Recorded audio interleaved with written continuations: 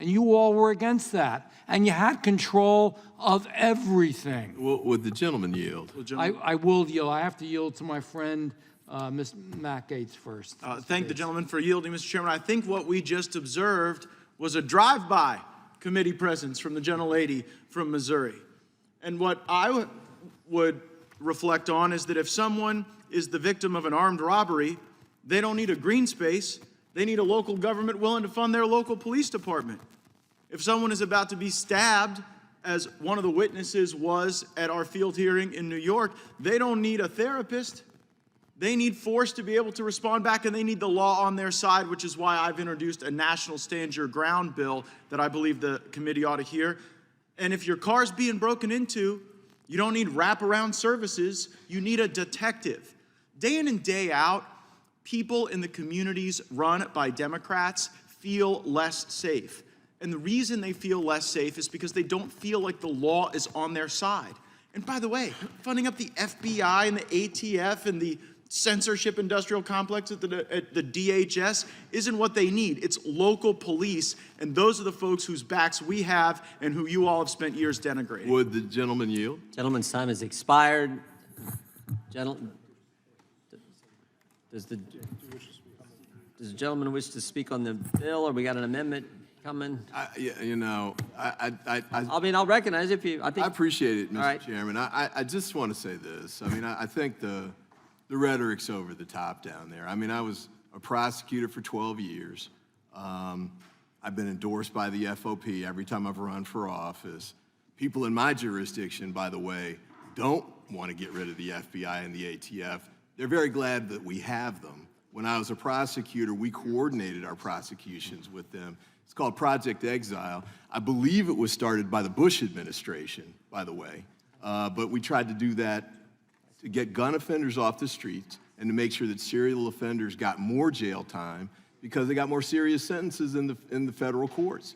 The FBI and the ATF led those efforts in those prosecutions. And by the way, the Sinaloa cartel takedown that just happened 2 weeks ago, there were no local police involved with that. You know why? They don't have jurisdiction to do it. FBI, ATF, Homeland Security, all were involved in those in that takedown. When you guys complain about not doing enough to stop fentanyl, guess who it is that's working it? It's FBI, it's ATF, it's DEA, all these federal agencies that you want to get rid of. We need them to do that work. I think we also need the local police to do the work too. And if you find some place where Glenn Ivey said defund the police, I'd love to see it. But I think we need both. I'm glad that you all see the need to have, I think I'm hearing today, federal law enforcement handle cases as well. We need the Department of Justice, we need the FBI, we need the ATF, we need the DEA. We need help from all of them to deal with the major international problems that we've got going. I yield back. Gentleman yields back. Chair recognizes himself. Yield to the gentleman from Florida. I thank the gentleman for yielding, and I wouldn't want anyone in the minority on the committee to be of the view that we think that every single Democrat holds the defund the police view.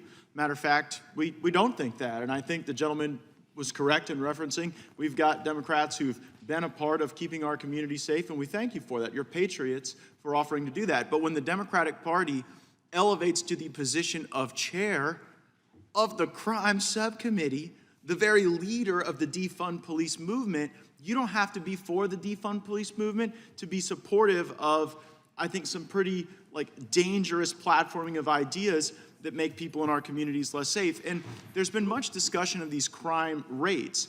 And what I've noticed is that in some places, the crime rate may be higher in red places because those crimes are actually acknowledged practically with arrests and criminal process, where in a lot of places like New York, things like shoplifting aren't even a crime anymore. Would the gentleman yield for a moment? I would. Would you agree that it's helpful to have the FBI, the ATF, the DEA, and the Department of Justice to prosecute federal crimes?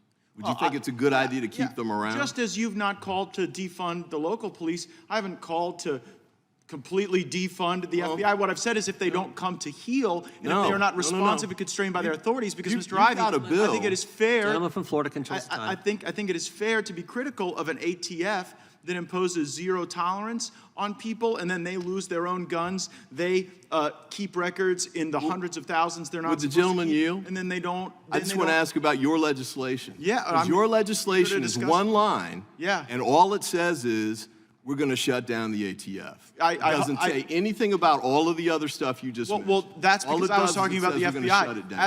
As to the ATF, I would invite your co-sponsorship to that legislation. I think it's crazy. Why would you want to defund the ATF? Because the ATF has so greatly exceeded their authority, they are punishing regular Americans with no basis and soaked in the hypocrisy of seizing documents and holding records that even the Department of Justice, the vaulted Department of Justice that you talk about, their own Inspector General is hammering the ATF. And so that's why I think they maybe need a shot across the bow. But the folks out in our communities Yeah, that are time belongs to the- battling against actually, the time belongs to street me. I've yielded to thuggery, the gentleman the before. folks that are out in our communities, like the witnesses at our field hearing, they count on a cop in their community, and they count on a local government able, willing, determined to fund those local cops. And you heard from an investigator that represented a lot of the detectives out of New York tell you how the advocacy of these policies, which I certainly would agree, not every Democrat holds, but your leadership. Would the gentleman seems to yield for a embrace it. moment? Certainly. Okay, so your bill, which you just called a shot across the bow. Correct. Defund ATF. You think that's a good message to law enforcement? I think it's a good message to the folks at ATF who are breaking the law. Well, I tell you what, let's target them. I don't think you have to shut down hold on. You don't have to shut down the whole agency to address any bad apples. That's the same thing with police But departments similarly, at the Mr. local Ivey, level. but similarly, That's you what don't have to IGs are maintain for. the entire agency to do the things that you've talked about regarding the Sinaloa cartel. Just as you may suggest, not every single person at the ATF is a bad person, and I don't think they are. I don't think you need to keep the entire apparatus either. So yes, on the continuum of the ATF, I believe they have done more harm than good when it comes to people's civil liberties, and when it comes to some of these other federal agencies, they do need to come to heel.